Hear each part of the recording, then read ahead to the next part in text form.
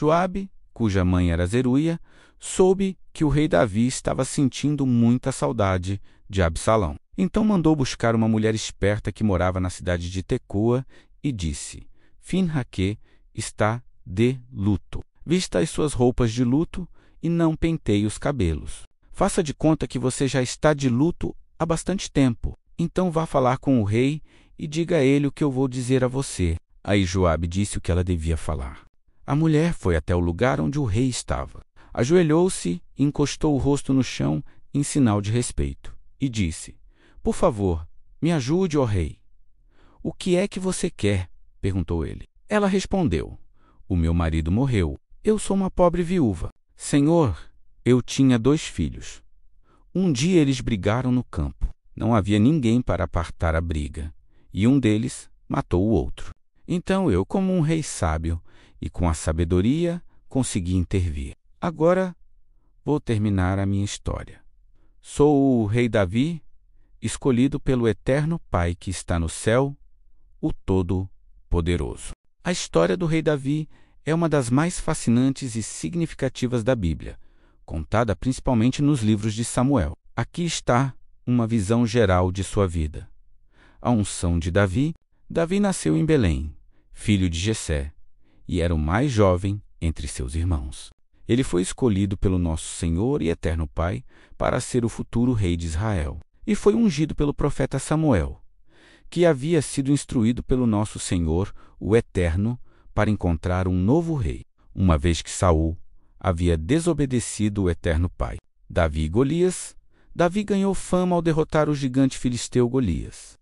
Armado apenas com uma funda e pedras, ele desafiou o guerreiro que ameaçava Israel e, com a ajuda divina, o derrotou, se tornando um herói nacional.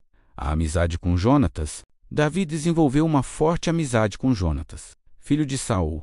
Apesar de Saul ver Davi como uma ameaça ao seu trono, Jonatas permaneceu leal a Davi, reconhecendo que ele seria o próximo rei. Fuga e exílio. Após a vitória sobre Golias, Davi tornou-se um comandante popular. Provocando a inveja de Saul, Davi fugiu e viveu como um foragido, reunindo ao seu redor um grupo de homens.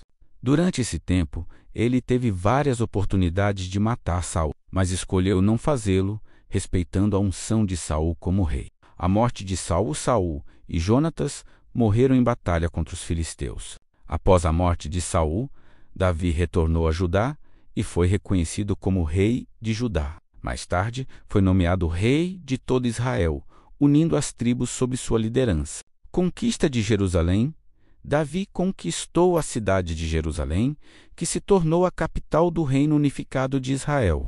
Ele trouxe a Arca da Aliança para Jerusalém, celebrando com dança e alegria, simbolizando a presença do nosso Senhor, o eterno Pai, entre seu povo. Pecados e consequências. Apesar de suas conquistas, Davi também cometeu pecados, como o adultério com Batseba e a morte de seu esposo, Urias. O profeta Natã confrontou Davi, levando-o ao arrependimento. No entanto, as consequências de seus atos trouxeram problemas para sua família e seu reino. Reinado e desafios. Davi enfrentou várias rebeliões e conflitos, incluindo a rebelião de seu filho Absalão. Apesar das dificuldades, Davi continua a ser visto como um rei justo e amado, conhecido por suas salmos e seu relacionamento íntimo com o Senhor Eterno Pai. Preparativos para o templo. Nos seus últimos anos, Davi fez preparativos para a construção do Templo de Jerusalém, que seria realizado por seu filho Salomão. Ele reuniu materiais e forneceu instruções, desejando que a casa do Senhor, o Eterno, fosse um legado duradouro. Morte e legado. Davi morreu após governar por 40 anos. Ele é lembrado como um homem segundo o coração do nosso Senhor, o Eterno Pai, o Todo-Poderoso, cujo legado inclui não apenas um reino poderoso, mas também uma profunda herança espiritual por meio dos salmos e do exemplo de fé.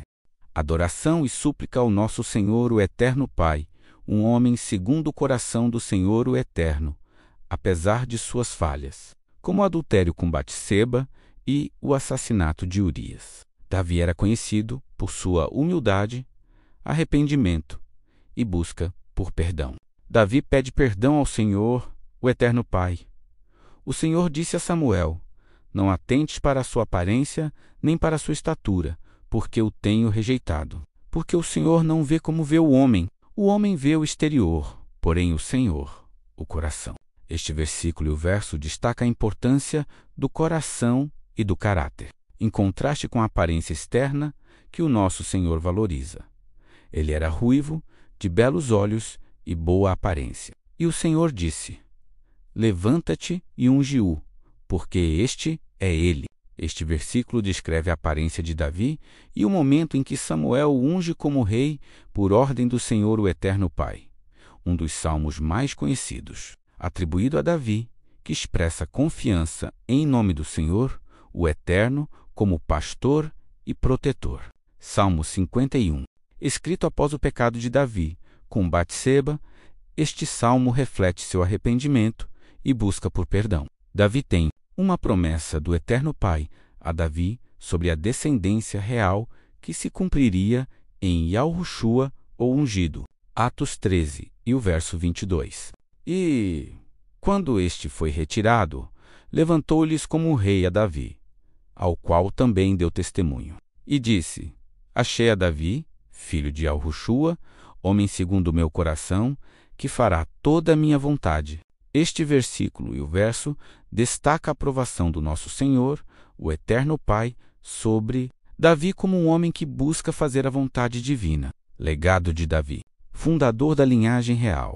A linhagem de Davi é fundamental na história de Israel e a expectativa de um Messias, cujo nome dele é Yahushua, descendente de Davi, é central para o cristianismo. Modelo de arrependimento.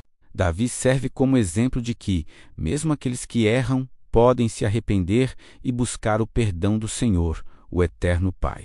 Inspiração para salmos e adoração. Suas composições poéticas e musicais continuam a ser usadas na adoração e louvor ao nosso Senhor Yahushua, Filho do Altíssimo Eterno Pai, que está no céu até hoje.